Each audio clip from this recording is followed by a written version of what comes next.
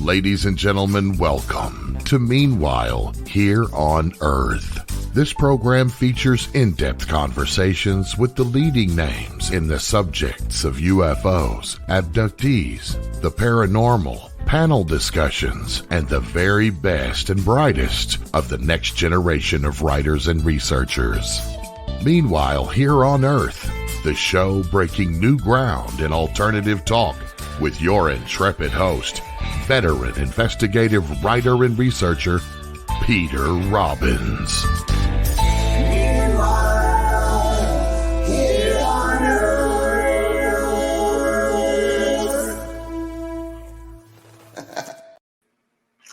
As the man said, this is Meanwhile Here on Earth, and I am Peter Robbins. And you are watching or listening on KGRA Digital Broadcasting. We are going to go right to the show, and I want to begin with a brief introduction of tonight's guest. Darcy Weir is a documentary filmmaker who has chosen to make films about some of the most fascinating subjects that are being discussed today. He has completed over 10 feature-length documentaries and recently completed a new documentary based on the history of UFO secrets in correlation with NASA's space research. He speaks to industry professionals who are working in difficult areas of space research and historically provable UFO events that coincide with our endeavors in outer space. He lays out facts with each chapter, designed to give educational information in an engaging and easy-to-understand way. He aims to demystify the secret space world for the masses.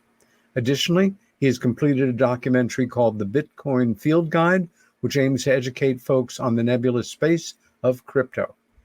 And Darcy Weir, welcome to Meanwhile Here on Earth. Tony, I'm happy to be here. Thanks for having me. My pleasure. Since we first connected, I think I've watched 7 of your documentaries from beginning to end. Normally, I try to prepare if I have an author on, if they have multiple books to read at least one of them. And I just got hooked in part because you do what you do very well. And it's content that almost all of it is interesting to me already, but you're very methodical in the way that you go about addressing your subjects. And we'll get into that more later. I'm a film lover, and I have been since I can first remember, all kinds of films. And it was my minor when I was studying for my BFA at the School of Visual Arts in New York. And I think if I hadn't gone into this field of work or the arts, I could have easily ended up as a film historian or the like. And one of my first questions for you is, most people that go into filmmaking in part are captured by the romance of Hollywood, lifestyles, the mythology, and working in a generally perceived as exciting industry. You decided to become a documentary filmmaker. And some of my film heroes are documentary filmmakers, and I grew up with them as well as regular feature films. Can we go back kind of to the beginning? Where were you born, for starters? Yeah, sure. So I'm Canadian. I was born in Toronto, Ontario, and I myself, am a lover of the medium of film. I went to film school and got a degree, technical diploma in film and video production, and I also went to university and studied film as a theoretical study. And when I was pursuing my theoretical film, Bachelor of Arts, I ended up taking sociology as my other major, and I got very exposed to the documentary film, genre. And you've got Noam Chomsky, you've got all these famous, sociologists, and there's many documentaries that they've made to explain their theories. And I realized early on that this is a really cool, film genre to work in, because it's life it's sometimes stranger than fiction. And when I embarked on making my first documentary back in 2009, about underground bases, and I got to interview Richard Dolan and Richard Sauter and talk to Phil Schneider's family. It's a pretty infamous story, and I definitely, I knew after making that documentary I wanted to follow up and do many more documentaries in ufology, and because it's just such a multi-layered, multifaceted study field, and there's so many different stories that come out of these different layers. It sure is. And you certainly chose to start off your film career with one of the most aggressively sensational series of claims and credible witnesses that you could have possibly found. When you were growing up, was film much of a part of your life and family life, either on television or going out to a movie theater? Well, I mean, my parents were lovers of film, and as a family, we were engaged in every type of science fiction film or television you could see.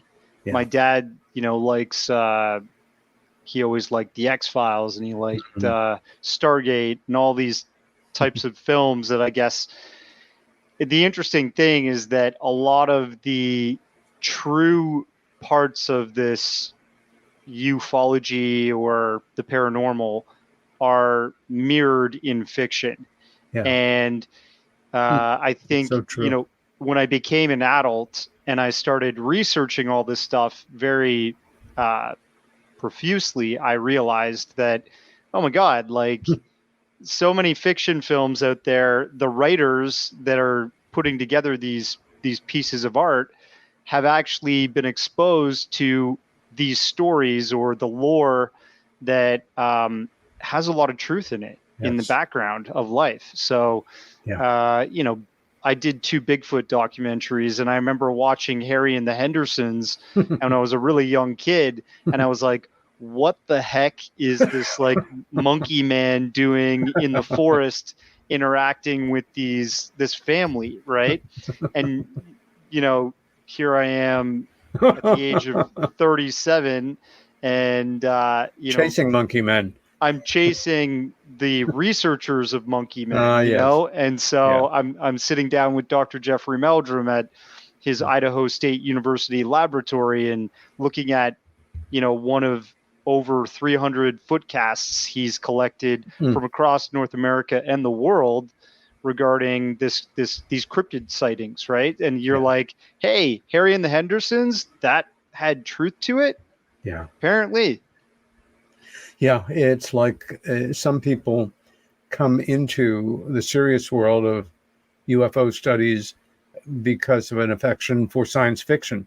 Although I don't know if you've encountered this, I have found it's a generalization, but overall, people who are deeply involved in science fiction as a primary passion or interest in life, if you were to be having conversation with them and to say that you took the subject of actual UFO non-terrestrial visitation seriously, some of them would laugh in your face.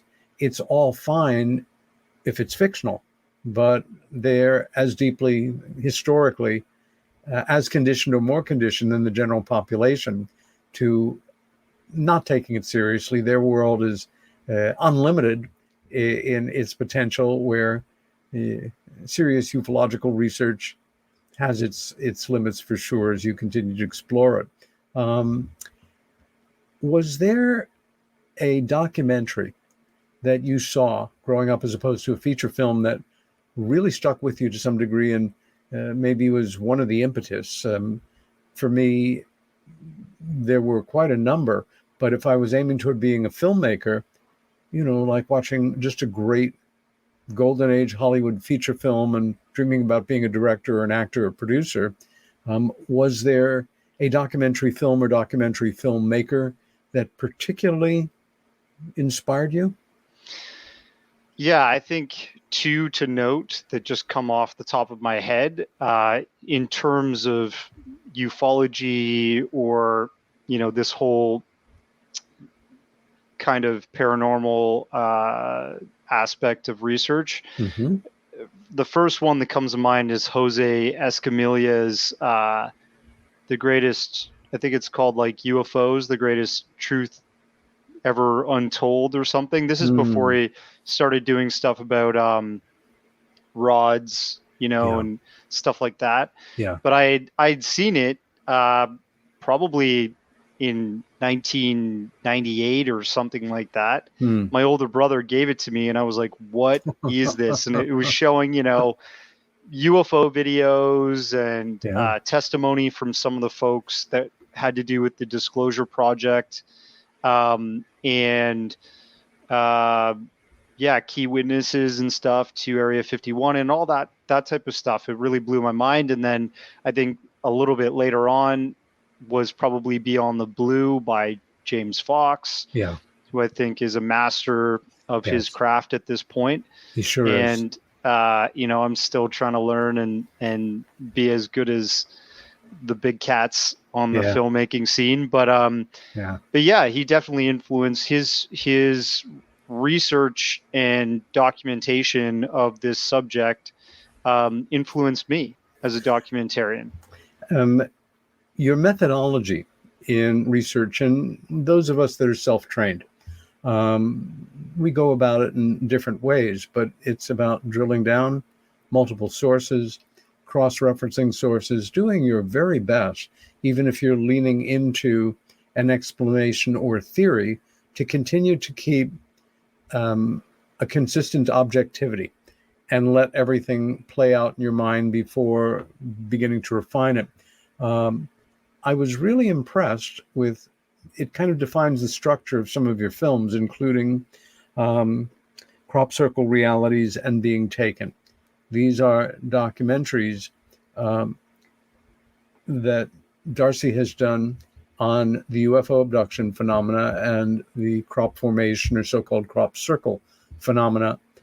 I found at times, and I say this with respect and as a compliment, I wasn't sure where you were going, because you took a good amount of time, which is a good thing to do, to lay out a theory or an allegation or a popular idea that somebody has put forward, and then do your best to prove it, disprove it, chase it down, but most important, present it to your viewer as objectively as you can, and then go on to the next one. This is grown-up documentary stuff. This is not sensationalistic. I had an alien baby with my uncle from another planet. It's really grounded. And when I looked at the clock, I've worked in the abduction field for many years, and so that really kind of hit home. I thought you treated the subject, when all was said and done, with real respect, and left open the window that somebody like me, who no longer has the luxury of disbelief, will allow people to kind of go through that opening and say, good Lord, there does seem to be something to this particular set of allegations. And again, same for crop circles. That particularly hit home because you featured a friend and a colleague of mine and somebody I was lucky enough to meet in Wiltshire, in crop circle country some years back. And one is Gary King, who is a crop circle authority who lives in Wiltshire and who narrates part of your documentary there, and very well. He's amazingly knowledgeable and articulate. And Michael Glickman, the late, great Michael Glickman, one of the greatest crop circle scholars of all time, and had dinner with him in Wiltshire and a number of conversations. What was it that, did you feel pulled along subject by subject, or were you doing this in a methodical kind of planned out way, or like a creative person with a divining rod, you finish a documentary and kind of see where it's going to go next? How would you talk about that part of your creative process? Sure. So when I was making Being Taken, I did it with my friend Lee Lustig, and we knew that there was a story to the abduction phenomenon, and at that point, there's a ton of abduction films that are out now. Sure. But at the point that we shot the interviews in 2018 with Stanton Friedman, Kathleen Marden, Yeah. Travis Walton, there was the Travis documentary that was produced by Catherine previously. I think it was literally the year previous to when we did this interviews. Well, there was the Travis, the true story of Travis Walton. Yeah. By Jennifer Stein. Jennifer Stein, sorry. Yeah, yeah. I was associate producer on that, and I'm very proud of my part in that phenomenal documentary. It's a great documentary. We even use excerpts from that with the permission from Jennifer. That's great. So, so that, if you look at that documentary, it is a documentary about Travis, everything to do with the Fire in the Sky story. What we wanted to do is kind of like lay down the foundation of the abduction phenomenon. You sure did that well. Talk about, how this predates Travis's encounter. Yeah. We go into paleo abductions and we go into the debunkers. I really wanted to profile debunkers because they're a thing. And debunkery, or, proving something is a hoax, is important to ufology and any research field. Even science, you need to prove when a theory is completely wrong. But it became apparent when we were making this documentary that there had been an active suppression through debunkery by using Philip J. Klass, who was linked to the CIA and the military. So exactly. Why I wanted to make that documentary is to just kind of cover, we call it the definitive documentary on abduction. Of course, we missed, mentioning Bud Hopkins, who was amazing in, his books. And that came out in 1980, I believe, the Missing Time 81. book. 81. Okay. Yeah. So he was writing it in 80. And, it just really profiled all the aspects we know about abduction today. Very historic book. We missed David Jacobs, but we wanted to cover the very important themes about abduction. Yeah. And I think what happened whenever I was making that documentary, which I'm also, always when I'm making these documentaries, you're in the middle of making the documentary and you go, okay, I want to make another documentary on this story, on this aspect. And you make a note, and then you finish what you're working on and you go, all right, now I'm going to start working on you. And Crop Circle Realities, I think that came about because I was actually working with the Mexican journalist Jaime Maussan. Yeah. He's an infamous character. Yep. A lot of people, go black and white on him. They either say, he's a fraud or he's a saint. And there's gray area. And I produced a biography on him, just how he got into reporting UFOs. That was called Maussan's UFO Files. And in making that, I had come across all this archival footage from his studio in Mexico City. I traveled down to interview him there. And he, showed me all these other aspects that he had researched if you go back and you look at the original National Press Club Disclosure Project, briefing. Year 2000. in 2000, you could see Jaime Maussan walking up and down the aisle. So he's like so integral to ufology in Mexico, Correct. and I think he's an interesting character, and that's why I wanted to make a few documentaries with him. One of the things he reported on really well was the crop circle phenomenon, and he flew over to the UK, to Wiltshire, and had met Gary King. And Gary King, as you know, has walked in over 900 different crop circles. That's right. Throughout his time as a researcher, on boots on the ground, Yep. And he was conducting tours and stuff whenever they would show up. And so he got introduced to Jaime, and he became kind of like Jaime has his own news show. He started off as a 60 Minutes reporter, and he covered UFOs with Billy Meyer and some of the early cases. And then it just evolved from there, and he became the UFO reporter in Mexico.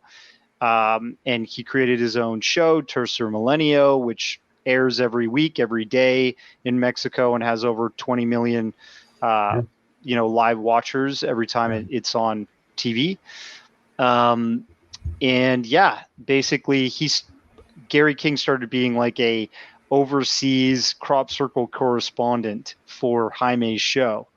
And so I ended up covering the reality of the situation of crop circles, because once I got to know Gary King's story and all of the really interesting facts surrounding crop circles, I thought there's something here, and I started researching deeper into it. The Doug Bauer, Dave Chorley claims that they made all crop circles previous to the famous circle, the incredible design showing up in the 1990s.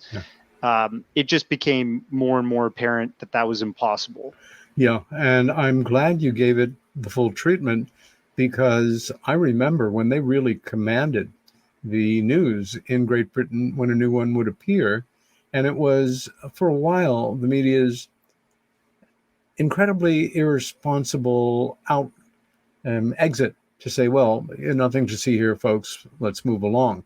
When, of course, we are, and the question, to paraphrase Stanton Friedman, is not all crop circles the product of some extraordinary, unexplainable technology or intelligence. Has one ever been? And certainly there are ones, and you and I know it's not a bunch of flattened boards. You have several million stalks of rye, wheat, or grain that develop an elbow and grow sideways in a second, and in some cases are laid down on a circle that is counterspun. In other cases, a circle that the crop is plated. It's braided together, and these things are, of course, woven. Except they're real, especially in the manner that they show up in terms of timing. Sometimes, people that fly ultralight planes have gone over these crop areas in Wiltshire during the day, and then come back the other way. When they come back the other way, 45 minutes later, they see a massive formation.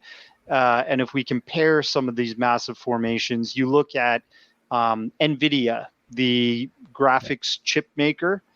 They did a famous GPU chip in the middle of a crop. Mm-hmm. And that project took them $20 million and four weeks to complete, with hundreds of people. They were using geolocation, tagging poles that were connected to satellites, all kinds of stuff. And that was on flat terrain.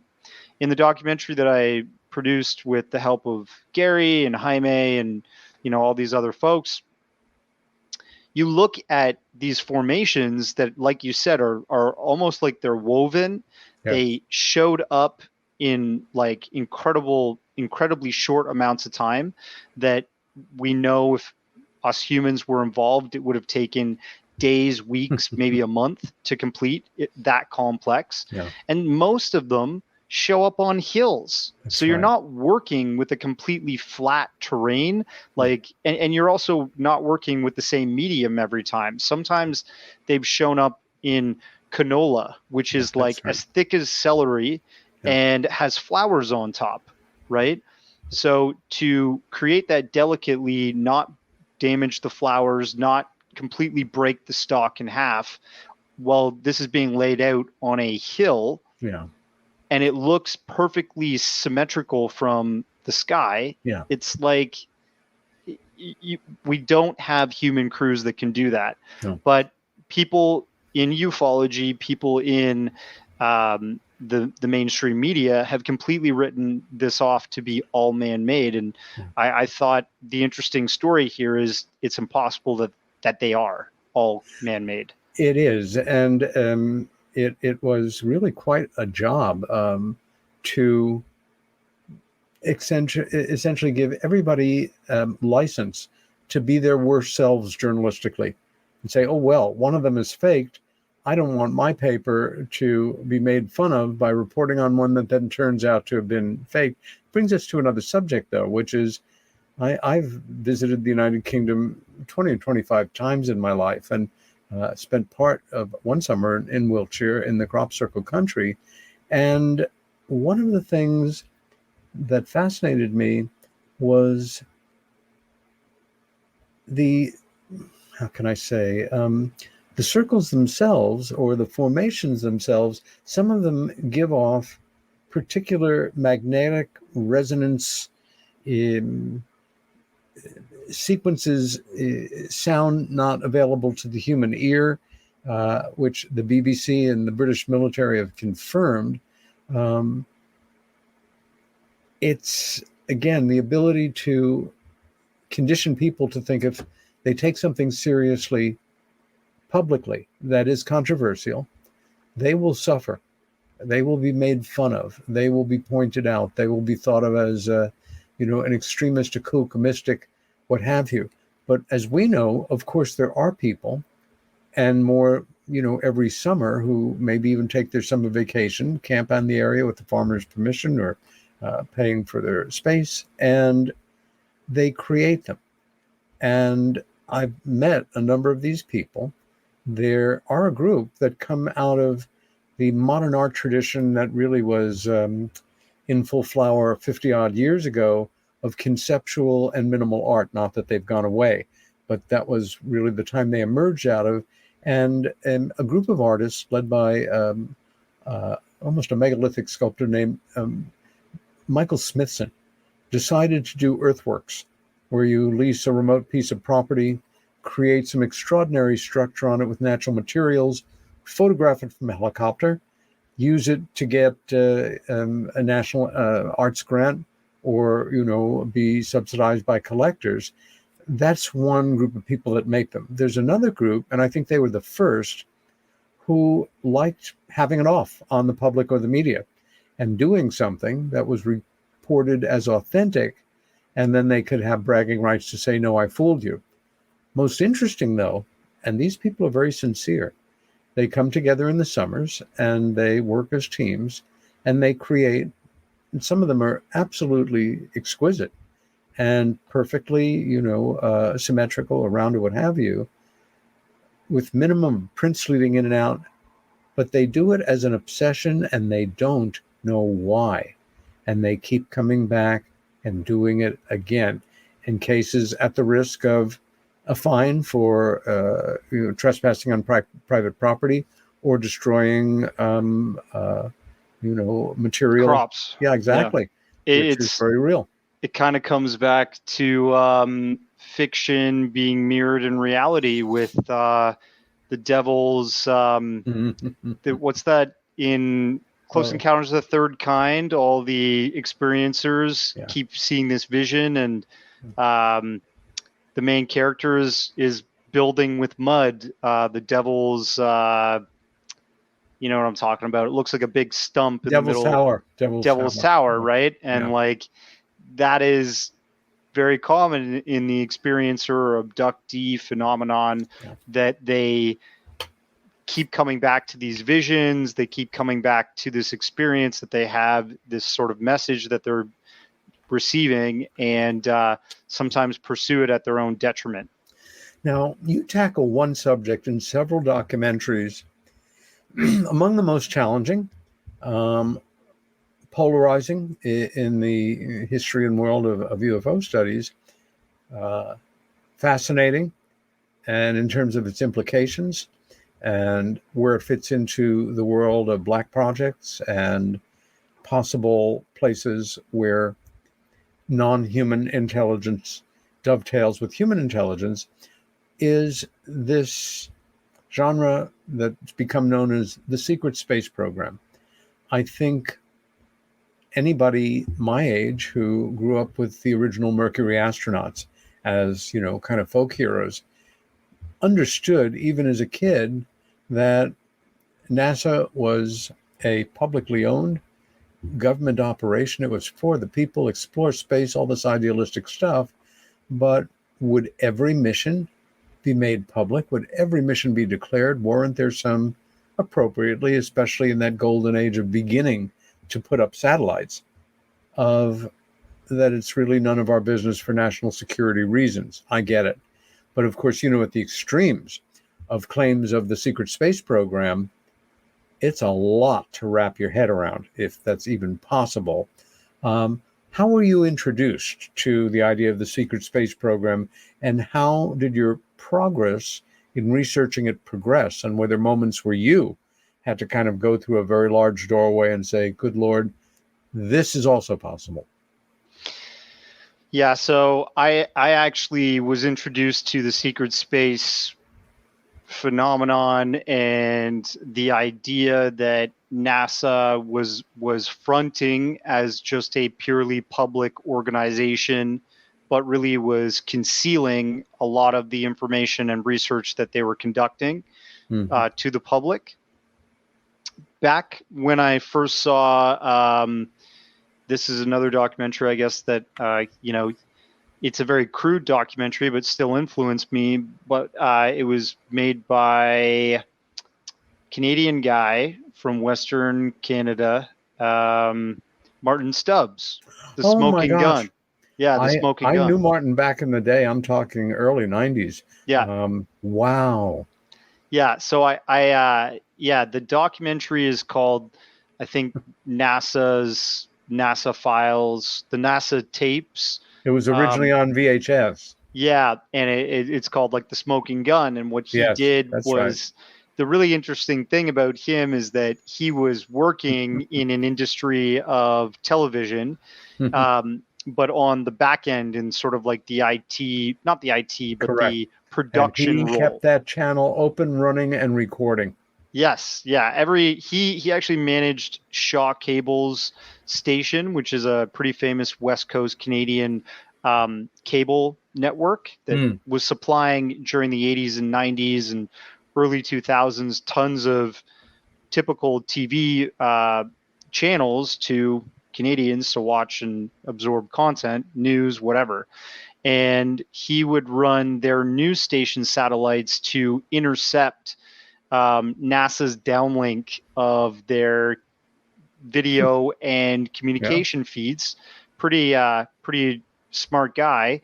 And he directed his sort of like online Betacam receiver guys that did nightly work to run the tapes overnight and record that downlink signal, and then he would collect the tapes and review them later on.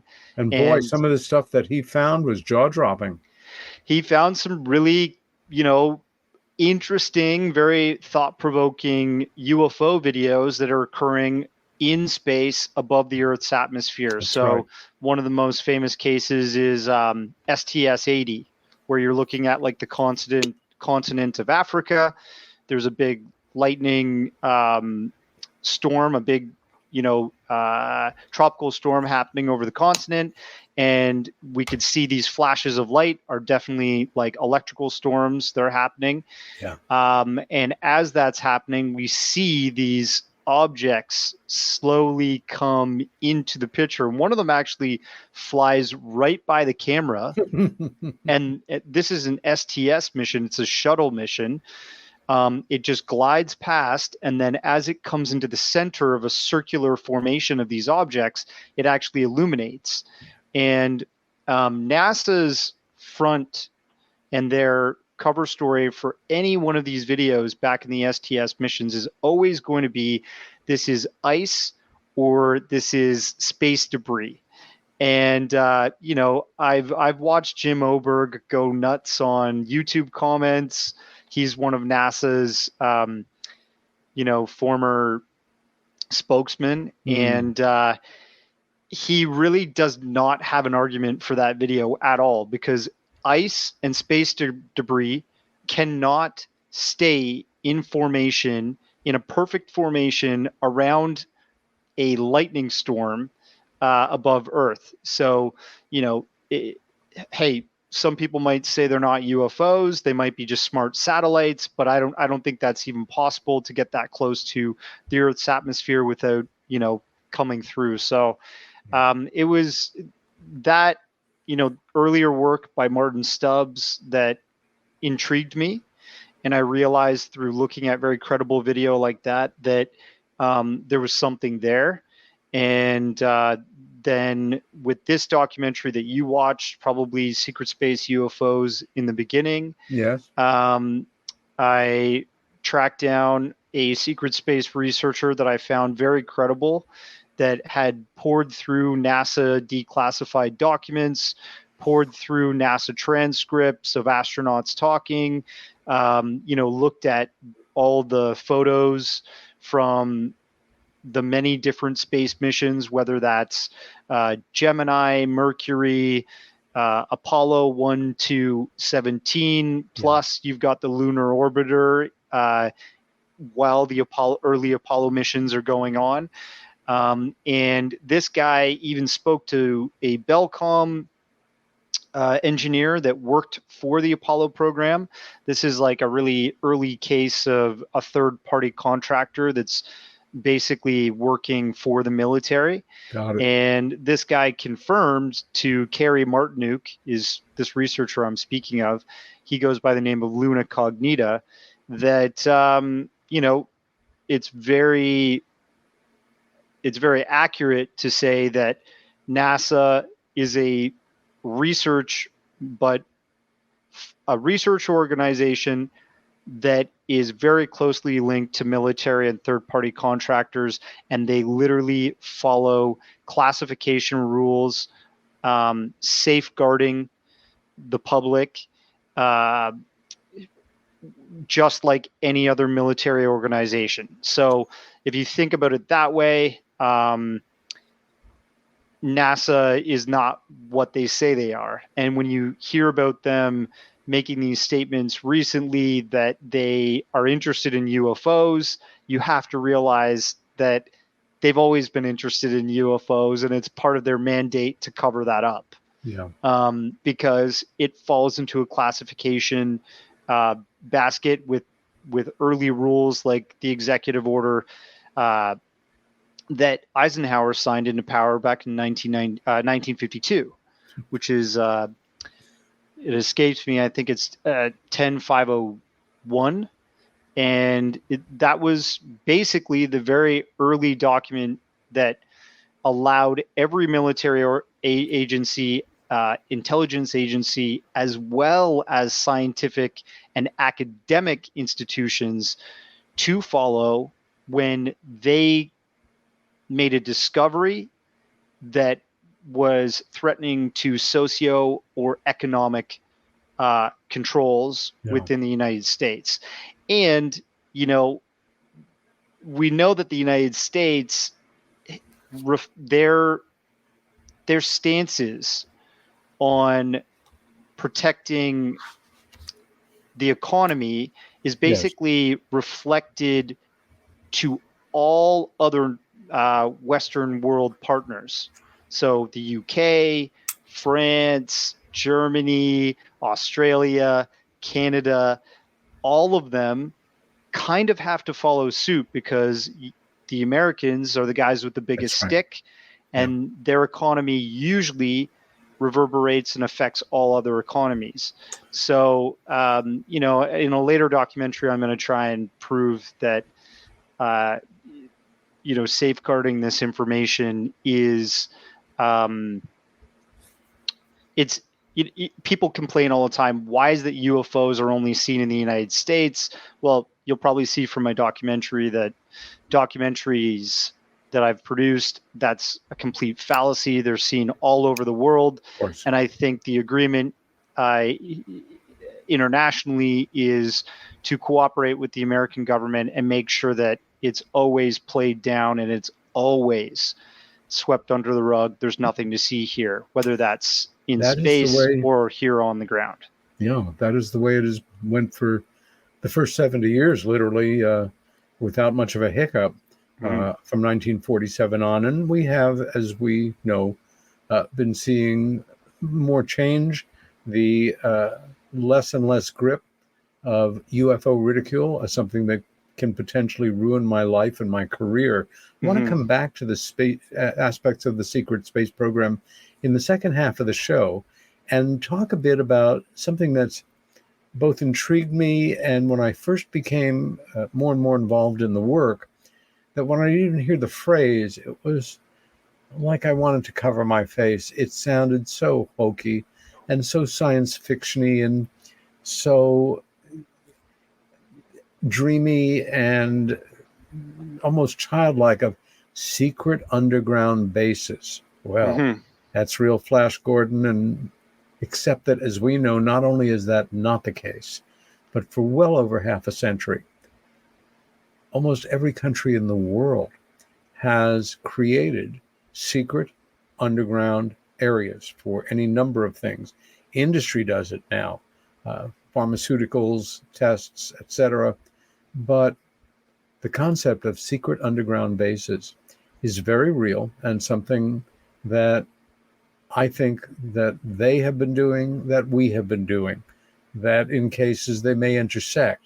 And then there's the whole world of natural caverns and caves, I'm sure many of which we have no fathomable idea of, miles below the earth, where who knows what's been going on for how long. Dr. David Sauter is certainly one of the acknowledged authorities on this subject. I don't know David, but we met several times and I've read his books also. Richard Sauter. Yeah. You bet. Exactly. Richard Sauter.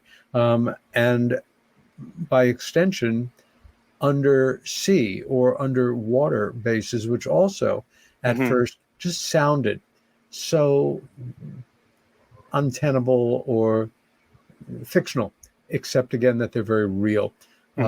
So let's talk a bit about your first documentary and forgive me, but what you dug down to find.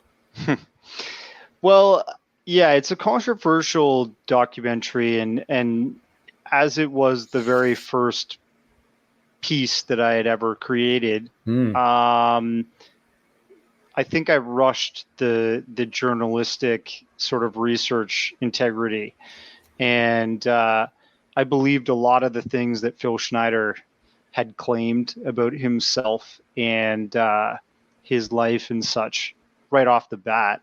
For our viewers and listeners who are not familiar with the late Phil Schneider and his story, why don't you take some time and give a capsule history of what we're talking about here as the subject and this individual who centers the story? Sure. So Phil Schneider made a very extravagant claim that he was working on a secret facility, building a military industrial complex base. And this would have been about when? During the 1970s, late 1970s, early 80s. Continue on. And he claimed that this was out underneath the Archuleta Mesa in Dulce, New Mexico. when they were boring down and trying to hollow out this area of the mesa where they were going to create a facility, equipment started coming up broken. And so they thought, let's send down one of our geologists. We'll send down Phil Schneider. He got in a basket. And this is where the sort of story takes this James Bond / Rambo turn of events. And Star Trek too.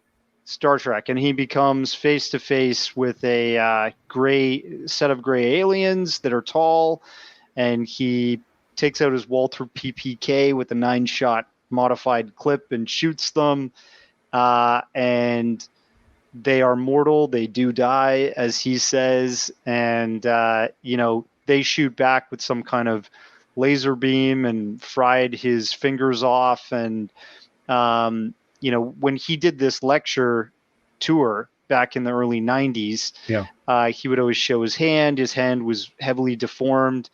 So he had a very heroic sort of story he weaved into this underground base building story.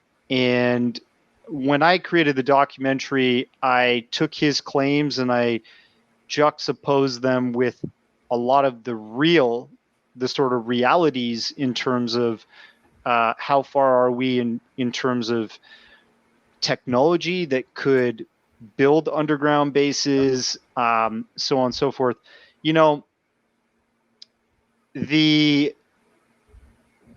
When I released the documentary, I wanted to also compare stuff that came out of the famous History Channel show Ancient Aliens, and they had discussed sites like Darren Kuyu, which, as people might note, is thousands of years old and goes many, many layers underneath the ground. And it was hewn out of solid stone to perfection, did not collapse in on itself anywhere. And it housed up to 20,000 people. So I wanted to also include that. I didn't include it in the final version, but then years later, I saw the History Channel actually covering subterranes, which are nuclear-powered tunnel boring machines that we do know we have patents for in the patent office in the United States. You're muted, Peter. Sorry, you're muted. Sorry. I was just going to say that they have used those borers or variations of them modified for civilian use to create part of the expanding subway system under New York City, among other locations. Yeah, so I mean, this was all old patents and all of this stuff. Although we might be quite confident that there's lots of underground structures today in 2022, it was pretty mind expanding in 2009 when I first embarked on making this documentary. And, the sensationalism that comes out of underground bases will never go away. Phil Schneider's story is very interesting. Not all of it is true, but the actual premise of underground bases being built and actively used to facilitate exotic technological scientific experiments, which may include housing things like UFOs, I think that's a very important truth and reality to the underground base subject. And that's why I made the documentary entitled The Underground. I think it goes back in any substantial way to at least the 1950s, when we know an extraordinary complex was created under a part of Virginia, which ironically was enterable through a period hotel owned by the government, which would have housed a good portion of the United States government's leading officials and their families for a prolonged period of time if necessary. And when that was discovered and retired, a new one was created in the Beltway general area for the same purpose. Yeah, with good cause. to facilitate continuity of government in terms of catastrophic event, right? That's right. Yeah, That's right. And Rugby even Manor before in that, the United Kingdom is another example. yep, we know that there's military bases that the United States employs underground in Saudi Arabia, and the Maginot Line during World War II, and after World War II, we learned when we were before Project Paperclip, Project Alos, we sent over a special research team to go to the former Nazi areas. And when they went into the mountain, they found, underneath where they had the V2 rockets being That's developed by Werner von Braun and his people. This was all built under a mountain by actually slaves, by a lot of captured slaves were helping build the V2 rockets. Yeah. And it was, just if we go back that far, we go into ancient history with places like Derinkuyu. We've always had an interest in going underground to facilitate safety, security, and to keep things out of sight, out of sound. And there's no reason that we're not still employing that same strategy when it comes to covert projects, black budget research, and high technology that we don't want the public to see. Well, I think if not more in contemporary times, I think that was a particularly visionary documentary for a first shot at the Forum. And again, it reinforced that feeling I have every once in a while, wherever I am in the world, whether it's in a rural or an urban area, of wondering what might be going on several hundred, several thousand feet below where I'm standing completely oblivious to the nature of their activities. In your work, have you come upon a subject that surprised you with how intrigued you became, how interesting it got, that has not left you? You finish one documentary or you write a book and you move on to the next subject. Is there something that lingers with you, that stayed with you, a moment in your own research where you were caused to have a life-reflecting experience? Yeah, you know what? I actually, it may seem kind of silly, but I worked with certain partners to make some of my documentaries. I've interviewed every kind of researcher. I've interviewed Stanton Friedman, who was a nuclear physicist before he passed. Yeah. I interviewed all kinds of really, high profile ufologists, abductees, but I worked with some folks that are involved in UFO media, sort of UFO news, so to speak. And they played really dirty, I learned when I worked with them, in terms of creating gossip about me and really just getting personal and talking about my films and all this stuff. And that was probably something that lingered, that really hurt. I'm going to ask you to hold that thought, because Sure. we have to go to break right now. This is Peter Robbins with my guest for this evening, filmmaker Darcy Weir, and we will be back shortly.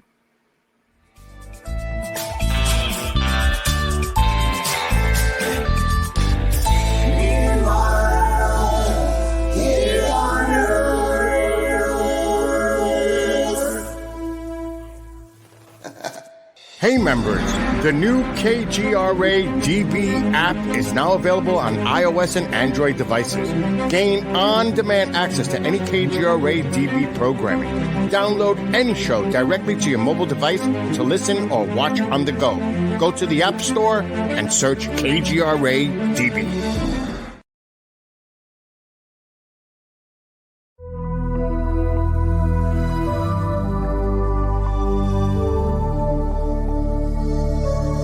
alone in the universe? The most important question facing humanity is on the verge of being settled once and for all. The Mutual UFO Network has been at the forefront of this journey for nearly 50 years. Our members worldwide are dedicated to the research, documentation, and awareness that will shape the future of humanity. Won't you join us?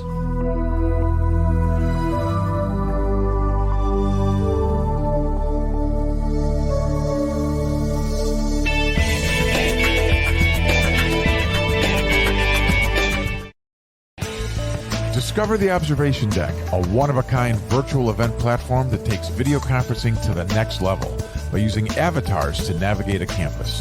There's so many areas and activities to choose from. There's a 1,000-seat auditorium, an expo hall, a nightclub, and even a beach. So come attend a conference, take a class, or hear a lecture on the incredible Observation Deck campus. Go to theobservationdk.com. You're listening to the KGRA Digital Broadcasting Network. We provide unparalleled coverage of trending news in the world of ufology, cryptozoology, and paranormal phenomenon.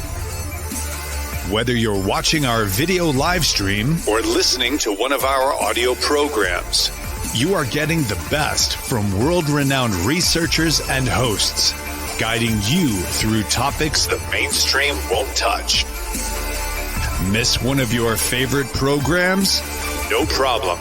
Head over to the members area at kgradb.com for access to our massive library of award-winning content.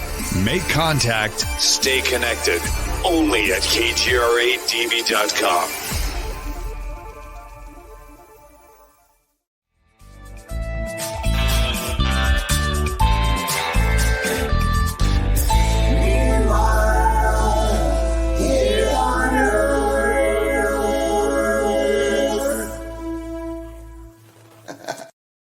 And this is Meanwhile Here on Earth, continuing for our second half of the show.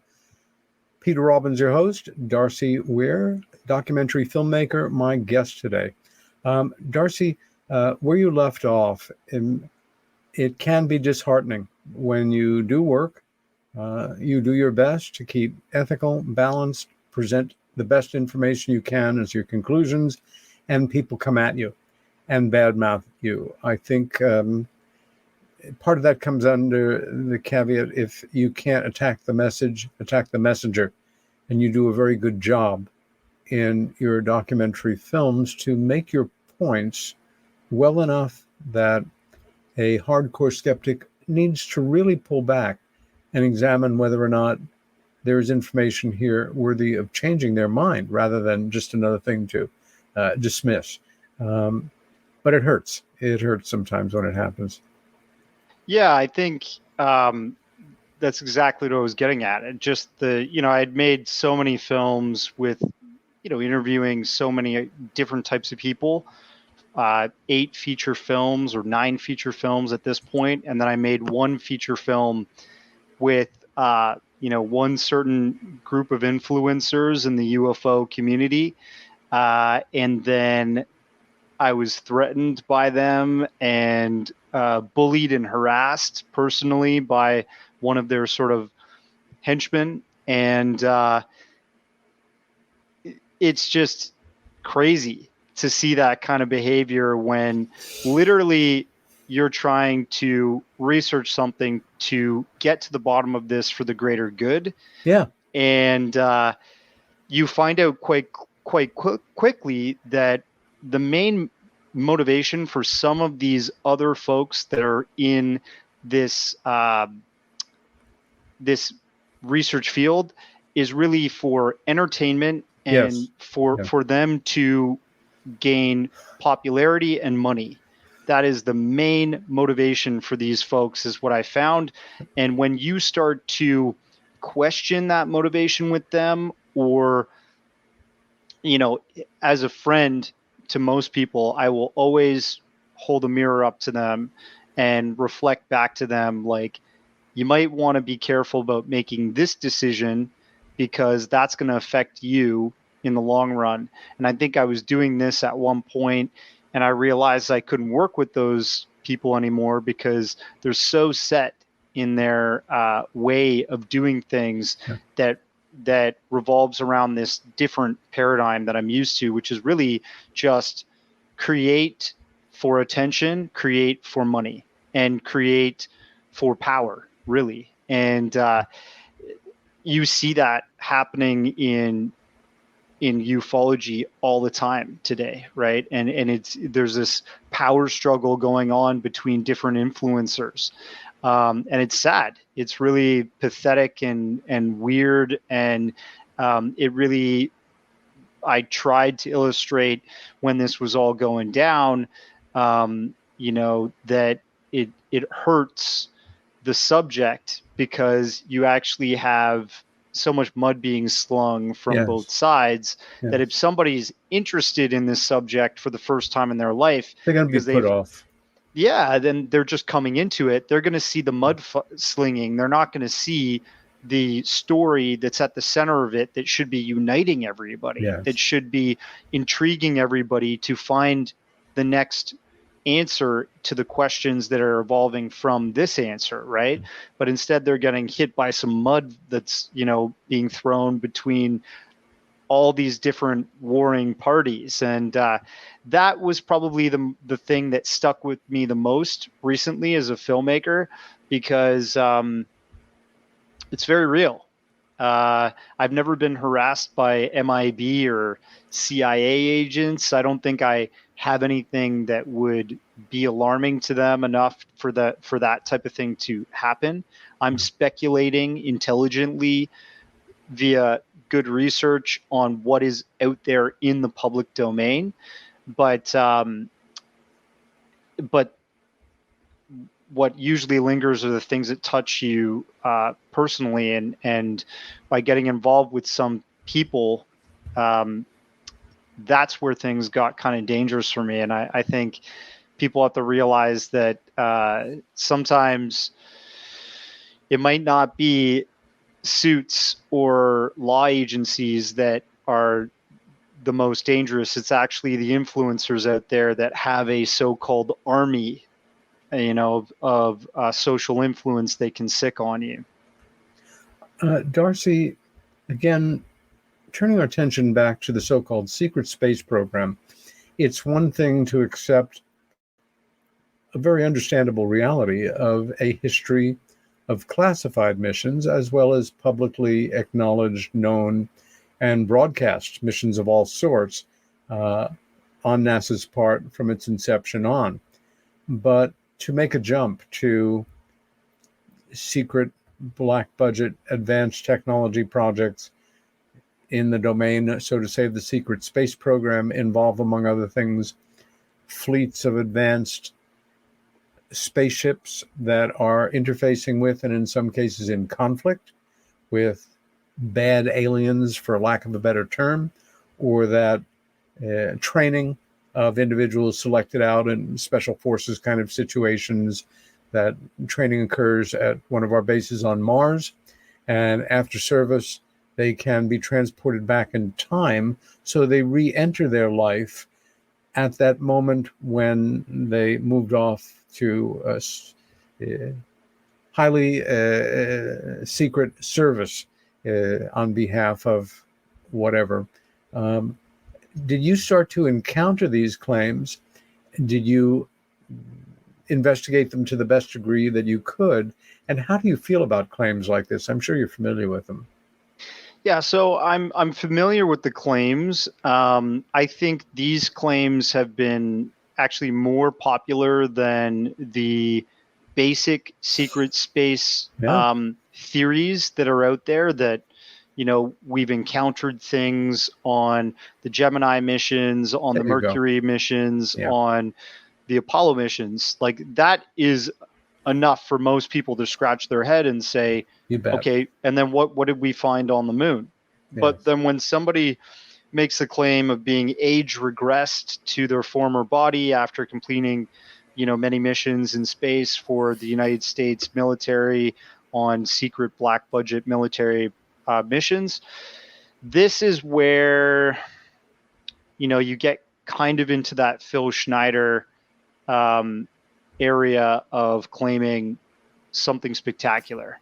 And I'm actually very interested in these individuals, and I would love to actually meet with some of them and interview them and get their perspective clearly and completely,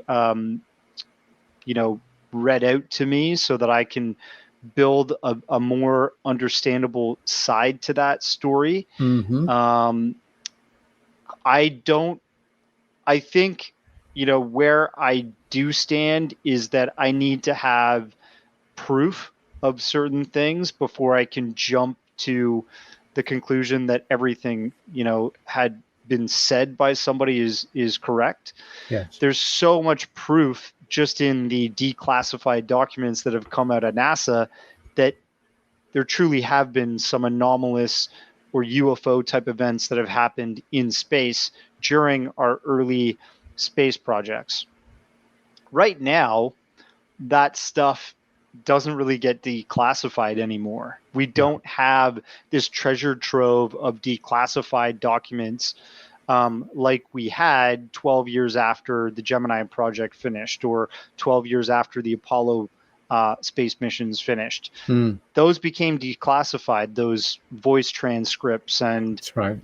that type of stuff that the astronauts saw on the dark side of the moon when they were beyond the communication that Houston or Capcom was able to facilitate with the capsule, with the CSM.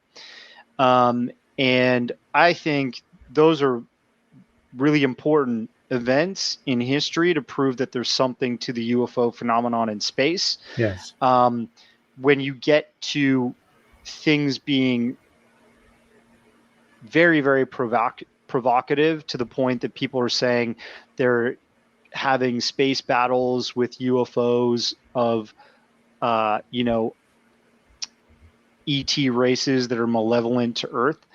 I think that's somewhere I do actually want to explore with my documenting of this secret space subject. So, if there's people out there listening that know more about that, please do reach out. Email is media@occultjourneys.com. But I'm always going to remain a bit skeptical about those claims until I get proof. Darcy, you touched on it when we kind of started at the top. The phenomena of these mysterious hominids, these Sasquatch, Yeti, abominable snowman, different names, different cultures, so many reports from around the world going back into more simple days. And like the Loch Ness Monster to a degree, or like other embodied mysteries, you have people not unlike myself who are dedicating a good part of their lives to investigating this area. As you mentioned, your documentary on Sasquatch is at least as much about the people doing the work. And let's talk a little about them. Did you was there something you could generalize about them, or was it like somebody from, any walk of life who has a profound UFO sighting or experience who then becomes involved? Can you characterize some of these people that you work with making that documentary? Yeah, so I ended up making two documentaries. The first one was called The Unwanted Sasquatch, and that featured Dr. Jeffrey Meldrum from Idaho State University, Bill Miller, who is a researcher from Idaho that lived in British Columbia before he passed away. Grover Kranz, who was kind of like the first anatomist and anthropologist in a university setting that took a very serious look at the Bigfoot or Sasquatch sighting phenomenon. And, of course, Thomas Steenberg, who's another fellow Canadian. He was from Alberta, Canada, and John Green, who's a Canadian that passed away not too long ago and was one of the very first investigators on the scene when the first Bigfoot tracks were found in the 1950s. He was that old.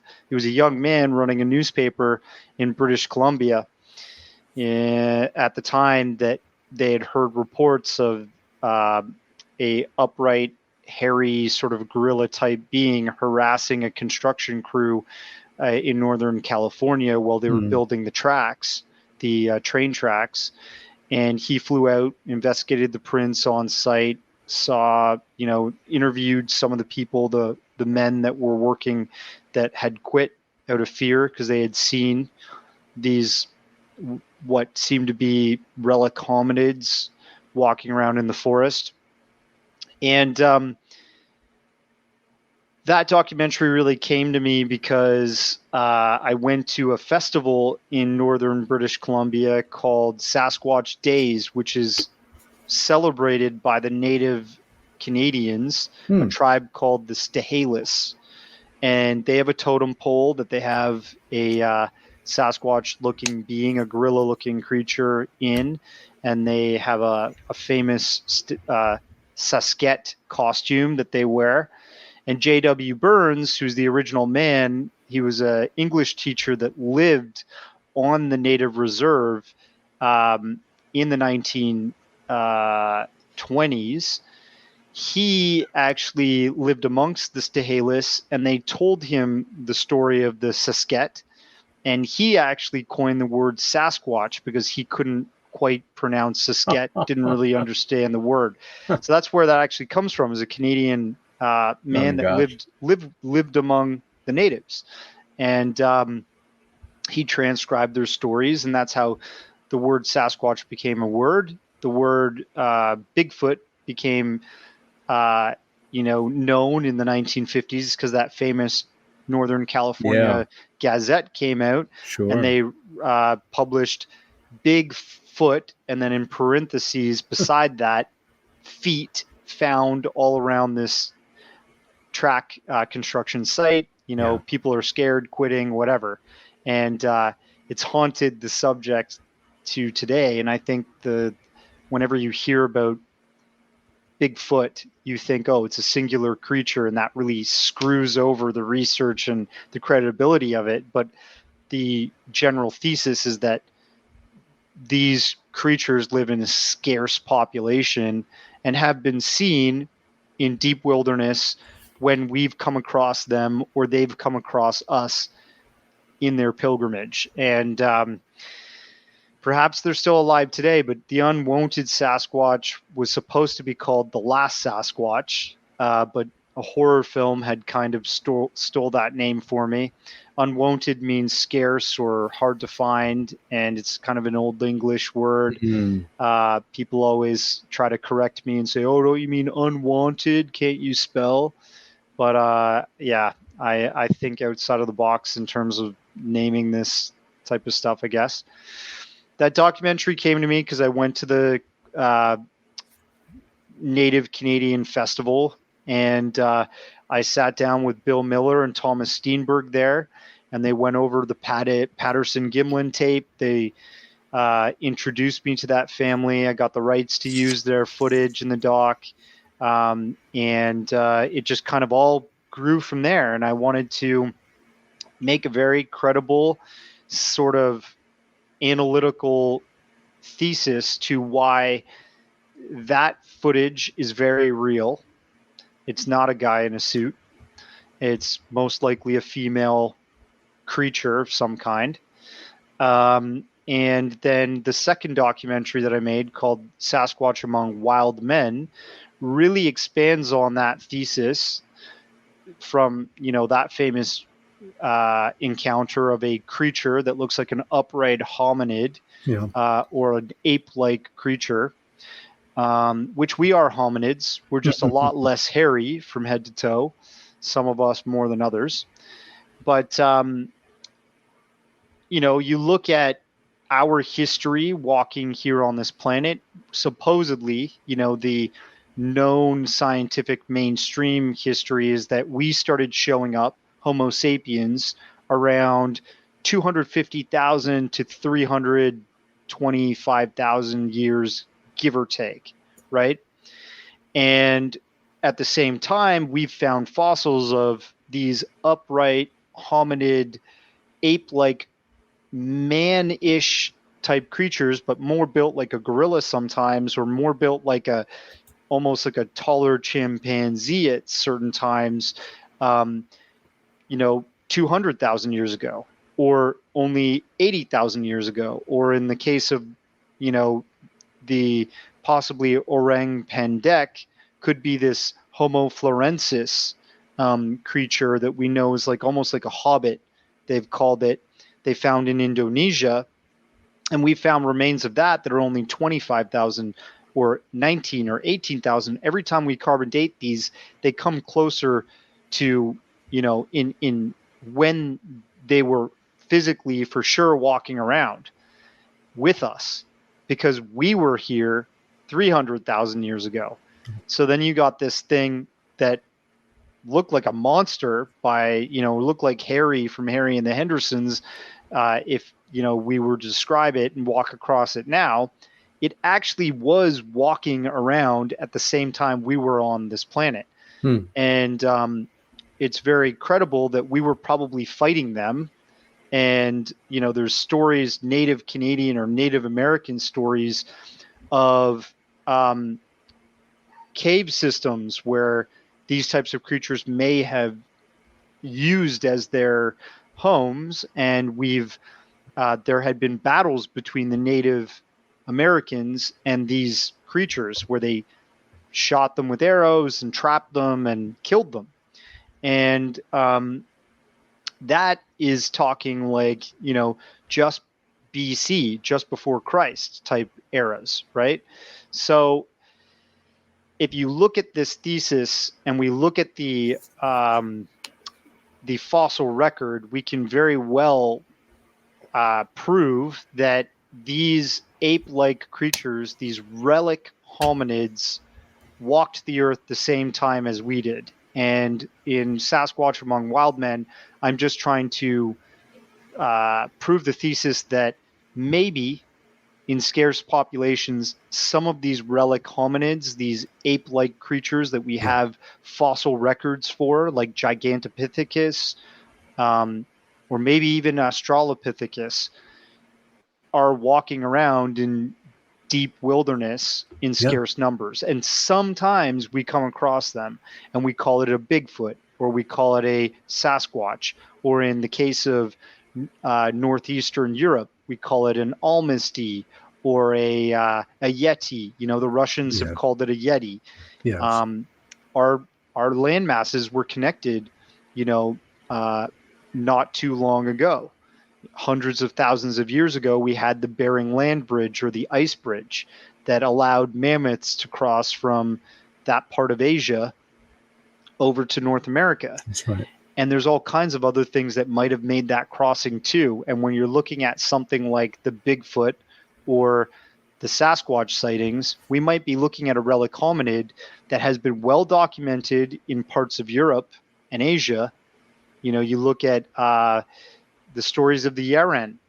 There's hunters cryptid hunters that have been following and getting eyewitness accounts of the Yeren in northern China since, even in the past 5 years. So it's not something, again, like the UFO subject, it's not isolated to just North America. It happens everywhere in terms of these cryptid sightings. And I think there's something there. I think not all these people are crazy, and some of them have actually seen what you could describe as a relic hominid still existing. Darcy, let's shift gears again, and I'm going to ask you to tell us a bit about, basically it's a two-part series. I'm guessing it might not have begun with that as your intention, but you had to keep going for a number of reasons. Beyond the Spectrum and Beyond the Spectrum 2. give our viewers and listeners an idea of what this particular documentary is about. Yeah, so actually, this documentary you can't get anymore. It began as a secret space documentary, which I'm doing this series now with 1091 Films and Uncorked Entertainment, releasing documentaries that are slowly going throughout history, revealing secret space events and UFO encounters in space and so on and so forth. Beyond the Spectrum was really the thesis of that documentary was to talk about, well, yeah, that's humanoids, which you can see humanoids now on Amazon Prime and stuff. Beyond the Spectrum started, the original one that you showed the poster for was supposed to profile that NASA had been using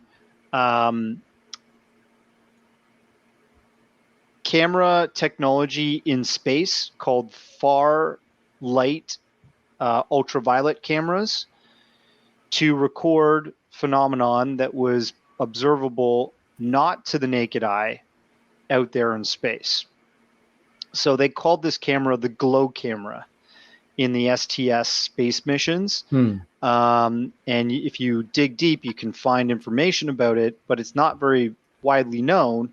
And the glow camera recorded in what looked like a black and white color spectrum, but really it was observing things in ultraviolet, which our human eye can't see.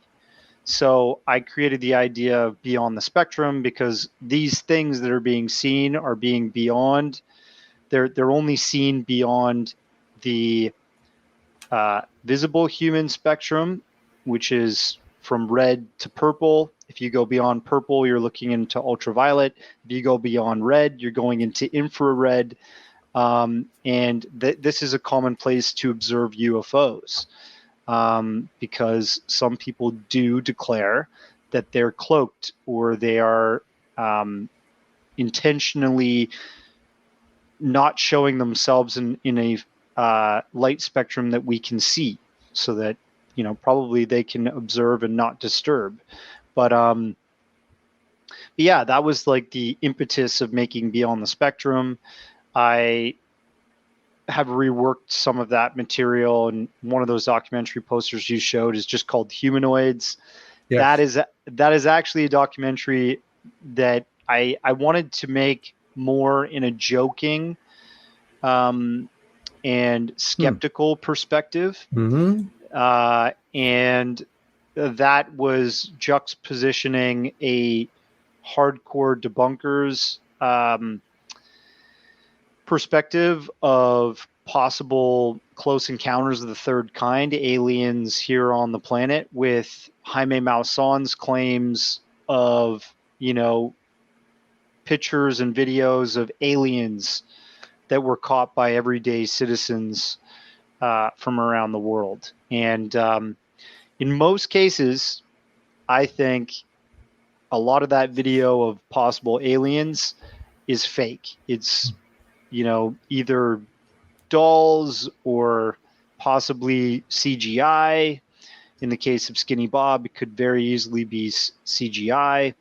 And a lot of these types of videos, I think the credible cases are like the Brazilian case that James Fox is going to be bringing out soon, Virginia. I don't know how to pronounce that. But, this is a case where there's more than just one witness. Military is involved.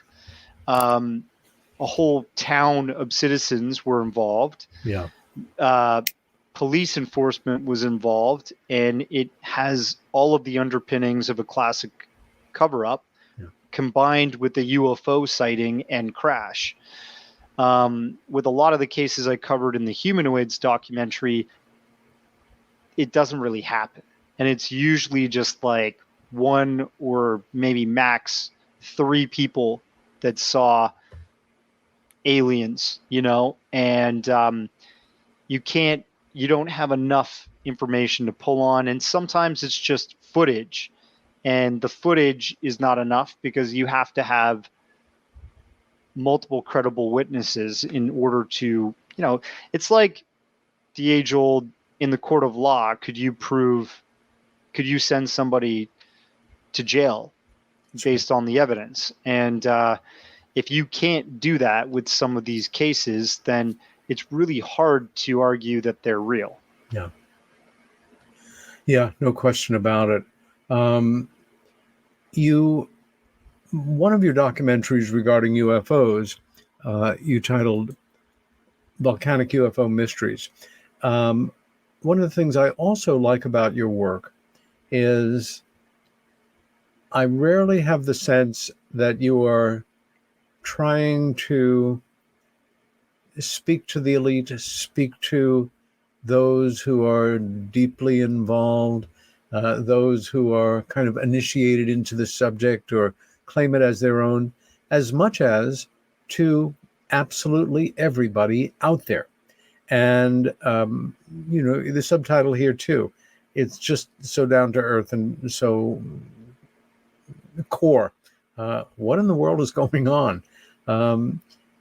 Giving yourself this kind of project with the latitude that a title like that gives you. For example, the name of the show, Meanwhile Here on Earth. I knew that would give me latitude to cover subjects that did not fall under the heading of the super spooky, paranormal, reincarnated aliens from the center of the earth, etc. So let's talk a bit about this particular DVD documentary. And this is available Amazon Prime and online as well. Yeah. Volcanic UFO Mysteries was one of those documentaries I actually worked closely with Jaime Maussan again on, because, I had done the biography with him. I had done the crop circle documentary about his research into the crop circle phenomenon since the 90s and onward. And this documentary was really I'd done humanoids. This documentary was really trying to cover that there was some really interesting UFO footage, as well as pictures taken around active volcanic hotspots in Mexico and other places in Latin America. So Colima is the fiery volcano Colima. Really famously, in the documentary, you'll see there's a news crew that was sent out to observe the eruption happening, broad daylight. And during this footage, you see what looks exactly like a saucer-type craft slowly moving through the ash, the most dangerous part of an erupting volcano, other than the pyroclastic flows of the lava, right? Yeah. But it's slowly moving through this ash cloud, going around the perimeter of this volcano, and then slowly goes off into the sky around the other side of the volcano. And there was thousands of witnesses to this because, people that are living in the area are curious about the eruption. They want to see that during broad daylight as well. The news crew recorded this footage, and, one might note that no commercial aircraft or military aircraft that we know of can slowly glide through an ash cloud. In fact, during the 2000s, there was that famous eruption in, I think it was Iceland, and the ash cloud spread across all of Northern Europe and parts of Western Europe. And this grounded flights from the UK, France, Germany, like they couldn't fly because of ash in the air. So think about that, in the midst of a UFO going through in very close proximity through an ash cloud that's emanating right from a, cone of a volcano. That's like near impossible. That ash would destroy any one of our types of flights, right? Again, completely different technology. It has to be. Yeah. So, I wanted to profile cases like this where we've got an active volcano, we've got pyroclastic lava flows, we've got ash and no plane or no known aerial object that could be part of our military arsenal or commercial arsenals should be able to operate like this in these dangerous areas of the planet.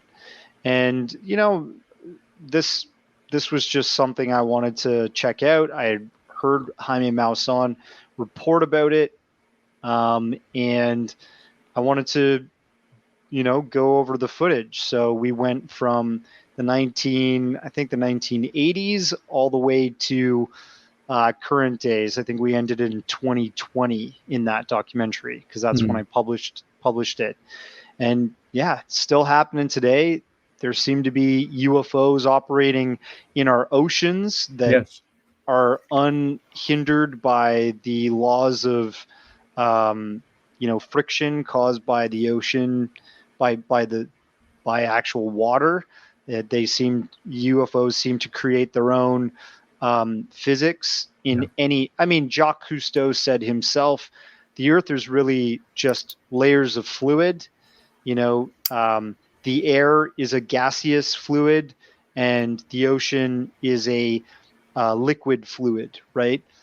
These UFOs seem to operate with impunity in between both fluids, unhindered by normal gravitation and normal, you know, friction and so on and so forth. So, yeah, that documentary, I just wanted to profile the strange UFO occurrences around really dangerous volcanoes.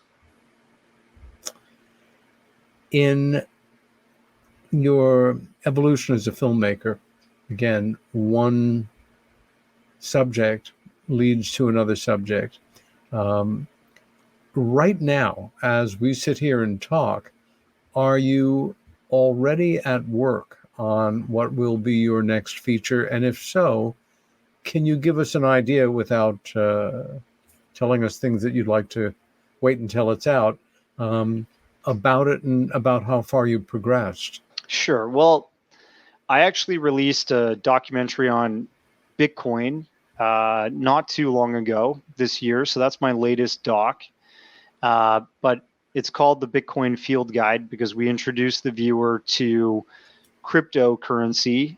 And that world of cryptocurrency covers things like meme coins, NFTs, smart contracts, you know, Ethereum, Bitcoin, Dogecoin, all these things in between. And we do it in a comedic way as well to try and make it not boring and more lighthearted, but gives the viewer a crash course in what this whole cryptocurrency world is about. And that was something that was really fun to make. It's, you know, it's not cryptids, it's not UFOs. There's something there. Yeah. But there's something here too, and I think crypto is going to be here for a long time. It is the evolution of the internet, so to speak. It's where development of applications like what we're using right now, you know, voice and video, as well as development of decentralized finance and gaming, all that stuff is going to continue on blockchain technologies. And it's going to be an interesting world in the future in terms of crypto. Introducing this subject here, at this early phase, X number of years in to the development of this phenomena, it does tend to polarize people. Some people's eyes just immediately glaze over. Right. I know there's stuff here, but oh my God, there's so much I'd have to learn. It's kind of nerdy. Yeah. It's exactly so. And I'm an analog kind of person. I like to see my assets, even if it's only paper money. And here I hear this and I hear that about it. First of all, what drew you? You know, you're a person of the world. You're exploring different topics. You interface with different people. What was it that first intrigued you enough about this new chapter world in finance to the point that you decided that you wanted to do a documentary about it? Well, I had heard about Bitcoin's run up when it initially went from, a few $1,000s per Bitcoin to $19,000 at the end of 2017. A friend of mine had invested in it, and he was going through the crash of 2018. I was working in IT for a number of years. This is kind of like a 9-to-5 thing that I was doing on the side of, the filmmaking was on the side, because Pay the bills. to me, the filmmaking thing is not a pursuit of endless amounts of money and fame like some folks out there. It's actually just a pursuit for truth. It's an interest of mine.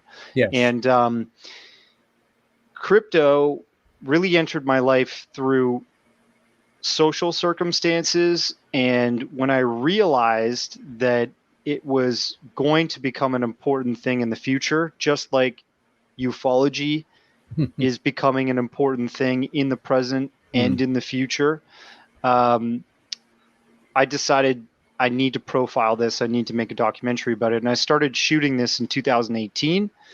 I interviewed people that are working in this sort of business world that are creating applications and working in the crypto industry.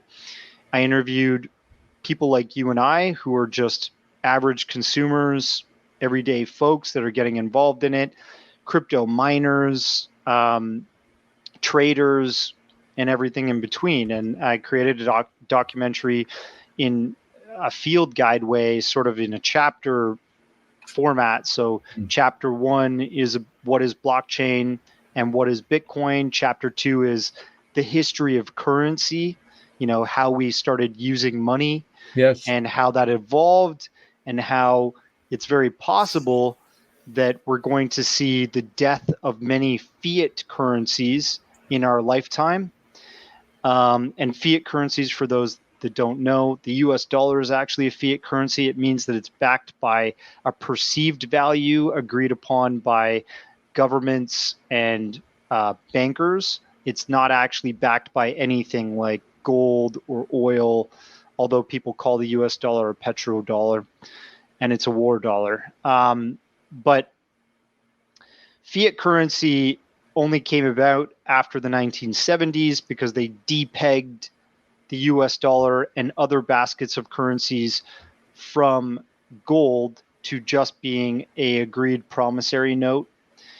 And I think what came out of that change, we're going to see in the upcoming years, we're going to see a further devaluing of the US dollar, the UK British sterling, the Australian dollar, the Canadian dollar. All these fiat currencies are going to go down in value. And the thesis in my documentary is that Bitcoin and other cryptocurrencies perhaps are going to be this sort of reset in financial value. And people are going to migrate their hard-earned money and all of their savings and stuff into things like cryptocurrency that are going to hold their value and go up in value in time, more than things like the US dollar and possibly other assets. Darcy, to somebody who has heard or feels or thinks they know that money kept in this form ultimately will be more susceptible to theft by a new generation of extremely immoral, highly knowledgeable, technologically oriented people, and that they'll be able to literally do the equivalent of tunneling through to the bank vault, removing it over the weekend, and people will find out on Monday that they don't have any more assets. Is this allegorically an issue that you feel needs to be addressed in looking at Bitcoin as a reality?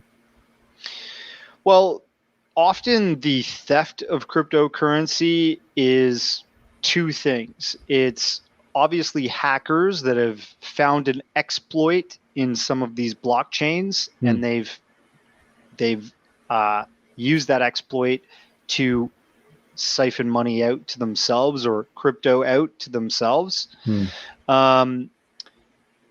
But, there's always going to be arguments against a new technology, and it is in every single person is a small Luddite voice complaining about the changing of times, but the changing of times is going to come and is going to wash over us, whether we like it or not.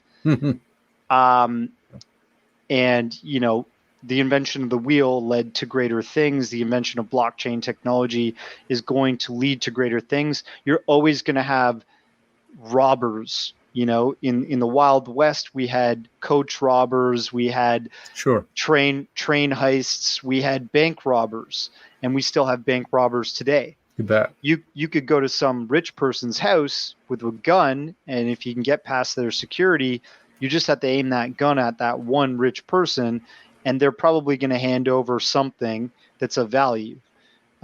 In the crypto space, it's no different. You can still rob people. In terms of Bitcoin itself, that has never been hacked. It's usually people have unknowingly had their mind hacked, which is social engineering, as we call it in IT. It's where you call up somebody and convince them you're working for a bank, but really you're not. You're just convincing them of something so they can hand over something of value to you, whether that's credit card information an account or number. An account number. And in this case, a lot of these hacks that have happened are social engineering hacks where clever criminals call up an individual, convince them to hand over, or send them a link.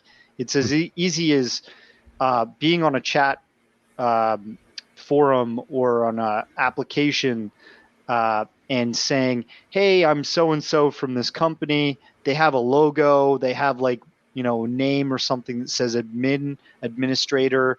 And they say, click this link. Can you, connect your digital wallet? And we're going to fix something with your Bitcoin or with your Ethereum account. We saw that you were having a problem.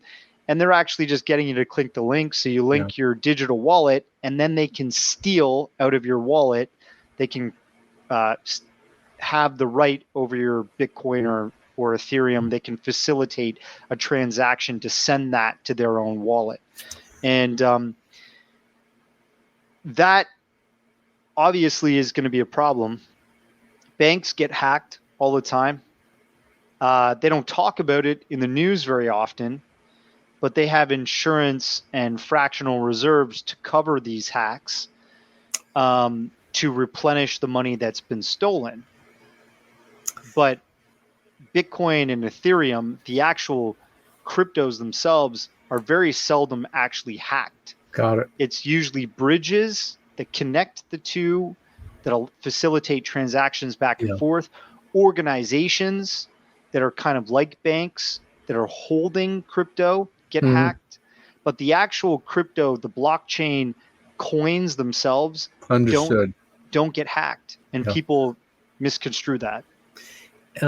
As we move in toward the end of the show here, going back over life as a documentary filmmaker, which has taken you to some memorable locations and to interface with memorable people. Have you had experiences in exploring the UFO subject, the secret space program, individuals who research Sasquatch, found yourself in a position where you felt you had gotten in too deep? I feel like I'm getting deeper and deeper as every year passes, to be honest. But no, I think the really interesting thing now is that this is becoming more mainstream. Yeah.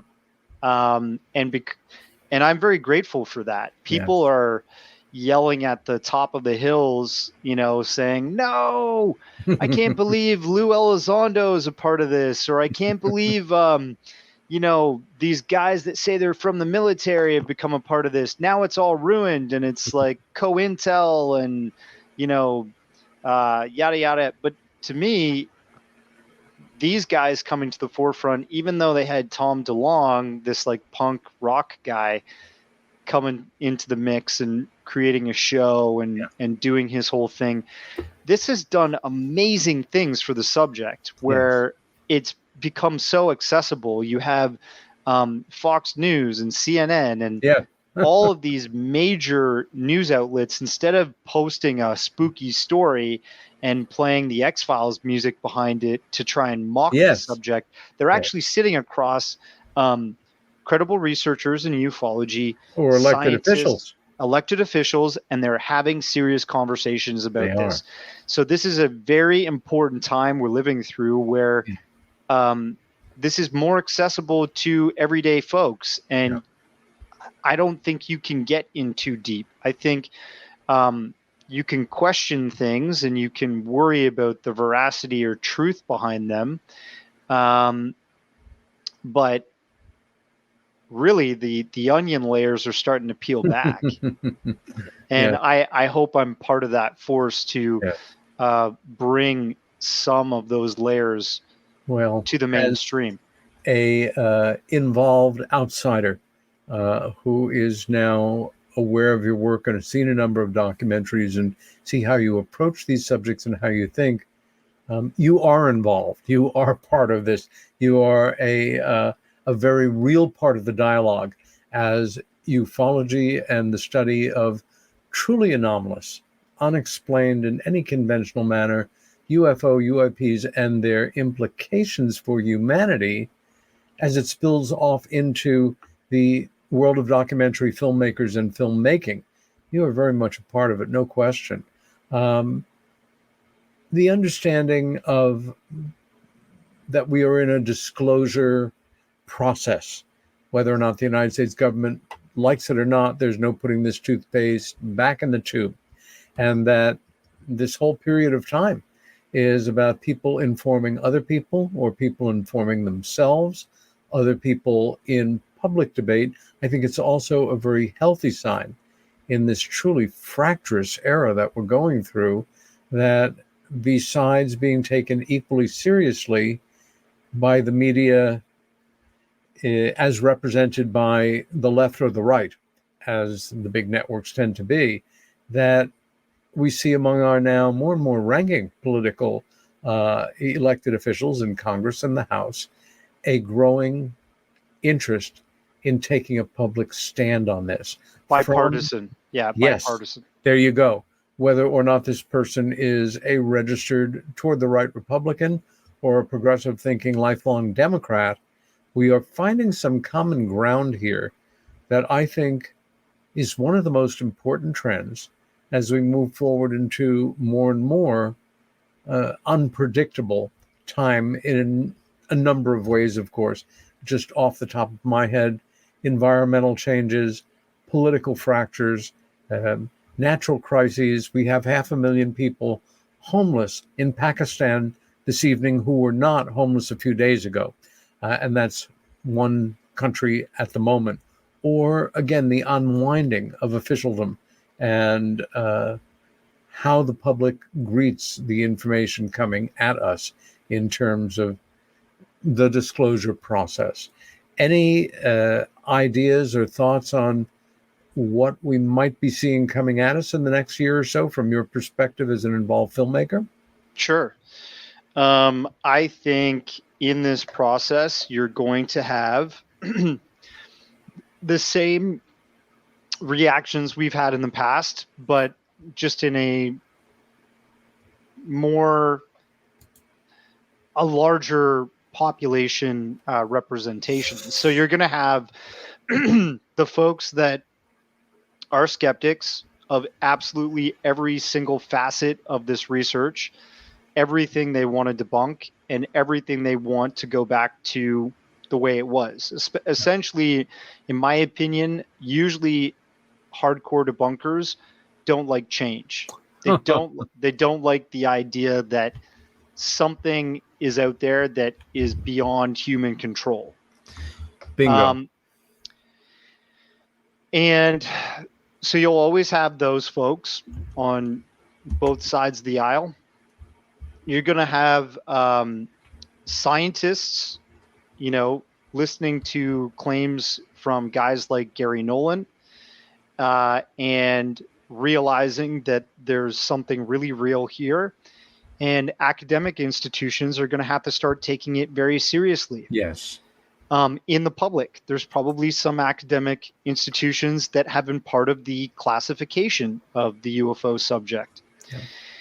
And we will see that information come to light, I think, with more disclosure as that happens, as it unfurls, because we do know that there's going to be hearings on the horizon where certain folks and the institutions are going to be releasing more data. That is 3-letter intelligence agencies, research institutions, and academic institutions. I think that's what's going to happen. Got it. And a question, where can people contact you? Do you have a website? Tell us real quick, and then we're going to have to wrap. Sure. People can check me out on my website, occultjourneys.com. My social media is there. I have my film posters up, trailers, and I'm on YouTube, Occult Journeys. I have a show I do with UAMN TV where we talk about fiction films and relate it to real paranormal stuff. So anyways, thanks for having me. Hey, Take care, Darcy, everybody. My pleasure, and fascinating speaking with you. Next week's guest is another film director brought back on the show because I will be in transit next Monday.